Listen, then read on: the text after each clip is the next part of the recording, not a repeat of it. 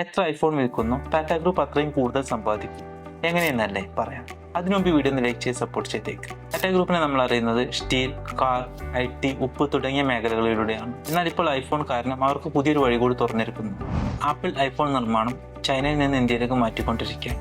അതിന് പ്രധാന പങ്ക് വഹിച്ചത് ടാറ്റയാണ്. 2023 കർണാടകയിലെ ഒരു ഐഫോൺ ഫാക്ടറി ടാറ്റ വാങ്ങി. അതോടെ ഇന്ത്യയിൽ ആദ്യമായി ഐഫോൺ അസംബിൾ ചെയ്യുന്ന കമ്പനിയായി ടാറ്റ മാറി. ആപ്പിൾ സപ്ലൈ ചെയിനിലേക്ക് എത്തുക എന്നത് ഒരു വലിയ നേട്ടമായാണ് ടാറ്റ ഗ്രൂപ്പ് കാണുന്നത്.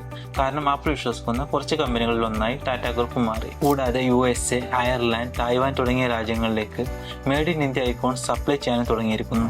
ഇതൊന്നും കൂടാതെ ക്രോമ സ്റ്റോഴ്സ് വഴി ആപ്പിൾ പ്രൊഡക്ട്സ് വിൽക്കുന്നതിലും ടാറ്റ ഗ്രൂപ്പ് മുന്നിൽ നിൽക്കുന്നു. ഇനി ആരെങ്കിലും ഐഫോൺ വാങ്ങുന്നുണ്ടെങ്കിൽ അത് ആപ്പിളിന്റെ മാത്രം വിജയമല്ല, ടാറ്റയുടേത് കൂടിയാണ്. ഇതുപോലുള്ള വീഡിയോസിന് എന്നെ ഫോളോ ആൻഡ് സബ്സ്ക്രൈബ് ചെയ്യാൻ മറക്കാതിരിക്കുക.